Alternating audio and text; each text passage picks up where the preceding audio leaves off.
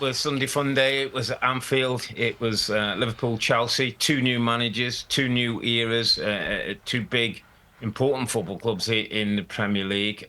First of all, I have to say, mate, what a great game. I thought it was a real spectacle. Played with good pace, good intensity. I thought at the end it was quite fitting that the Liverpool fans obviously cheered, and you saw the scenes with the Liverpool players in terms of what that meant.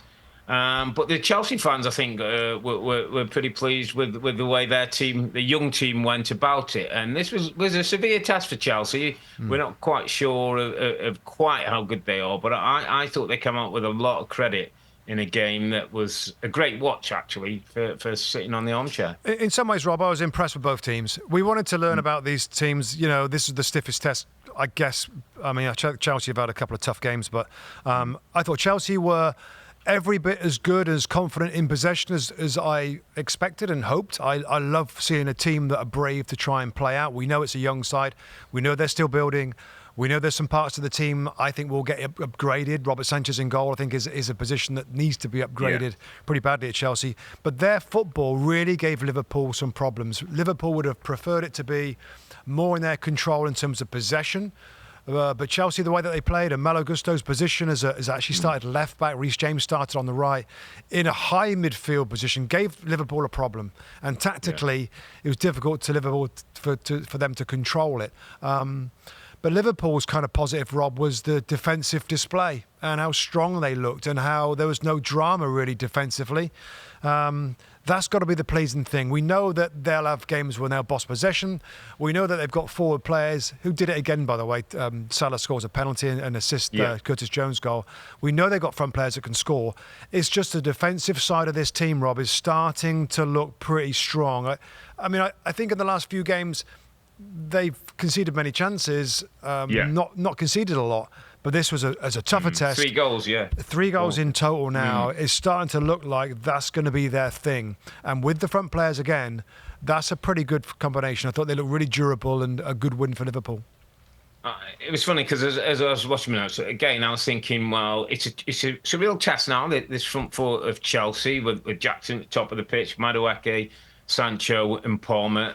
That's 4 players with skill, with ability, with pace that can cause you problems. I thought Madueke actually gave Robertson some problems, certainly in the early part of the game. As it got on, Robertson kind of came to grips with it and kind of took me to my theory of why I ended up thinking Liverpool won. I just felt, Rob, that Liverpool had a know-how, an understanding, a maturity that's been born out of 8-9 years under Jurgen Klopp. That's winning titles, that's won Champions League, that's won domestic trophies, that have been in big atmospheres away from home and handled it. And I just felt as though it was a bit of a learning for Chelsea in terms of that maturity. The first time that I thought Liverpool had a real threat and Curtis Jones goes down on inside the box and Levi Colwill makes a rash challenge. Now, I'm not saying that it ain't going to happen, but sometimes I just wonder if, like, being at Anfield, we've both played there, Rob. It's not just the team you play the atmosphere, you play the history, you play the stadium. And I just felt it was though they got rattled just a little bit by the noise and the atmosphere. And Colwill makes a bit of a rash challenge. You get the penalty. Salah puts it away, and all of a sudden Liverpool are one up in a game that Chelsea were causing them real problems, especially with that midfield setup. And again, after mentioning Caicedo's looking more of a player. Lavia is we're starting to see some of the qualities and the money that Chelsea paid.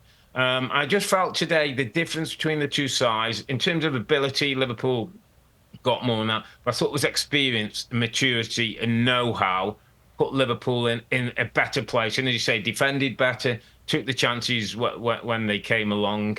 When you got Mo Salah, you've got something incredible. 162 Premier League goals now, ninth, I think, joint ninth in the all-time list.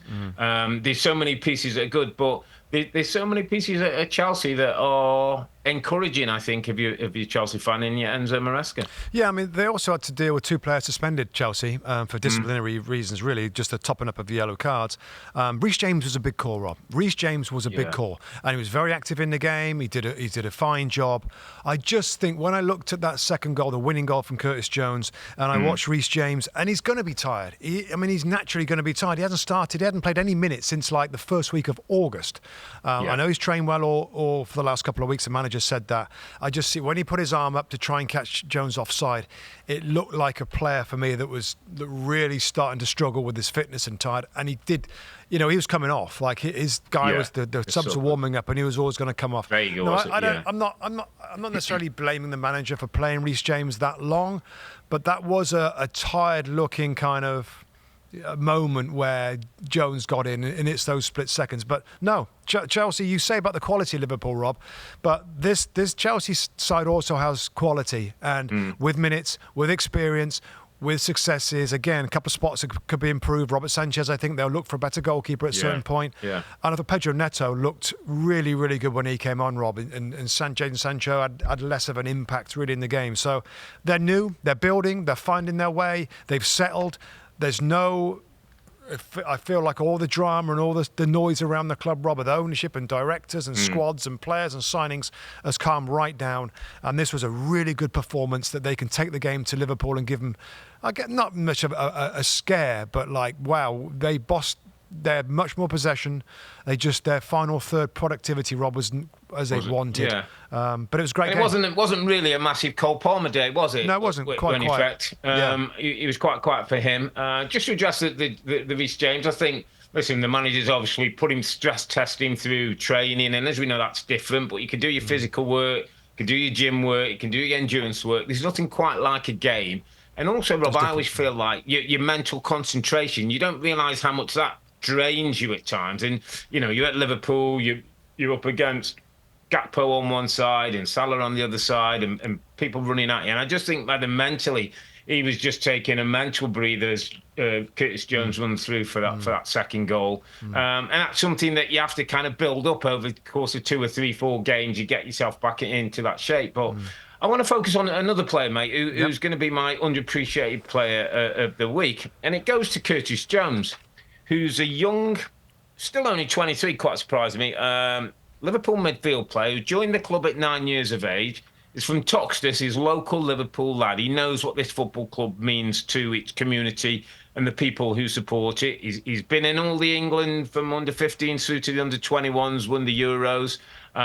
We've seen glimpses of Curtis Jones, and we've not really ever seen him have a sustained run. Now, I thought he affected the game in both boxes. Brilliant block on Cole Palmer to stop goal at one end. Next minute, he's running up the other end, winning a penalty kick against Colwell. His timed run, one of the most dangerous runs to pick up from midfield. Somebody who used to play in that role. I know if you can time it, very few will stay with you, and he gets a nice finish, the winning goal. And he's just somebody, Rob, when I look around this Liverpool team, and I see Szoboszlai, who's been big money, who's a quality player, but Curtis Jones is affecting the game more than Szoboszlai at the moment. And Curtis Jones probably, I know he's a local lad, and I know he's come through the academy, and he ain't cost you hundreds of millions, but this probably deserves a little run now, Rob, I'm thinking. 5 or 6 games like Curtis. Go on, let's see what you can produce in that kind of time. Is he ready? I know on his side he's got to be a little bit more consistent because we've seen a little bit of up and down, but I don't know, he's just had a new baby. All that brings a bit of maturity and a bit more responsibility. Could he become a fixture in an Arne Slot team? 100%. And we've got to remember that Arne Slot is known for, there's lots of evidence of this, of developing young players, making them better. I always, when I see a midfield three, Rob, and I've probably told you before, I worked under a brilliant manager, Terry Venables, that was an England national team manager, one of the best that we ever had. And he always said, as a midfield three, I want a tackler, and a basic passer at the bottom, like to intercept, to win the ball back, to protect the back four. I want a passer in this team. That's going to be Alexis McAllister. I want a goal threat. I want 3 different types of players in a midfield three in terms of the blend and the balance. Dominic Szoboszlai is not. he would be the goal threat in there, and he hasn't done it enough. Last year started well, this year started well, but not enough numbers. If Curtis Jones can develop and improve and focus on being a goal threat and get himself in the box many times like he did today, he almost got another penalty awarded when he collided with Robert Sanchez. If he can be an important run in the box, get some numbers, get some goals, he becomes undroppable, Rob. He becomes undroppable. And these young players that come through, and I've known it, I've lived it a little bit, they're always the easiest ones to drop for some of the bigger time players at the club. So I think it's a great shout, underappreciated, by the way. I think he had a brilliant game today, and I'd love to see McAllister, Jones and Gravenberch play a few games, let the kid continue for a little bit. So it's a good shout, and I thought that was the best. In terms of the lineups, really, the midfield was fascinating, and you could argue that Chelsea's midfield did a really nice job with Mustoe as well, and you could also argue that the Gravenberch and Jones in particular did their job as well. It wasn't really a forwards game. In terms of like doing special things from both sides. But it's a good shout, Curtis Jones, and well done, Liverpool. I mean, that's an incredible start, Rob. Like 10 wins out of his first 11 games in all competitions for Arne Slot, getting right up there. I think Pepper won his first 10 out of 10. So it couldn't have gone much better. And this is the test that we wanted to see. And Arne Slot himself said, Rob, don't judge me yet. We've got some difficult games. Let's judge me another 4 weeks. Month, another month. But that's a good start in terms of durability and a really good win. Just on the Arne Slot thing, Rob, it kind of hit me today. It was about 65 minutes in the game. The game was bubbling. It was pacey. There was tackles going in. There was confrontations. It was a proper high-end quality Premier League game. And he got involved, Rob. I thought for just one moment, the mask slipped. He was having a go at the referee. He got his first yellow card. And I kind of liked it, Rob, because I thought he's been this kind of very confident, very quiet, very organised guy on the side of it. But there's fire in his belly, and he's got a steely fist, mate. And every now and then, any football manager has to be able to show a steely side to have the respect in the dressing room. I don't care how you do it, you've got to have it. And he's got it, mate. It came out at 60. He couldn't hide it when the game was in the balance. And I think that puts Liverpool in good stead. Listen, I don't think that they'll quite be ready to win a Premier League title. But if they're come turn of the year, they're still in decent shape. They've got enough quality, they've got enough experience, and they've got enough know-how. And a manager with a bit of steel at the right time, a depth of squad that they've got, Rob, they might be able to hang in there. Just a couple of ads before we move on. Going back about Arne Slot, we had a conversation with Stephen Warnock on the phone. We have a meeting every Thursday, and he was talking to a few Liverpool players, and there's a sense that there's a bit of fear factor. That there is I got nasty streaks a little, but there's a streak in him that the players are like, they don't want to. Pee him off type of thing. So I like that. And also at the end of the game with Slot, he went onto the pitch. I think he was trying to get to the referee, and he got somebody kind of grabbed shielded him, away. didn't they? Yeah, which was fair enough. Interesting, wasn't it? Yeah. And last point before we definitely move on, I just want to give Trent Alexander-Arnold a little bit of credit. It wasn't a Trent spraying the ball around, moving into midfield, dictating stuff. But I tell you, I'm liking the way he's defending. Now, I've pulled him out many times before where his importance on defending seems a little casual. He is absolutely different. He is sprinting back. He's engaging. I can only remember one time when Pedro Neto got away from him a little bit on a run.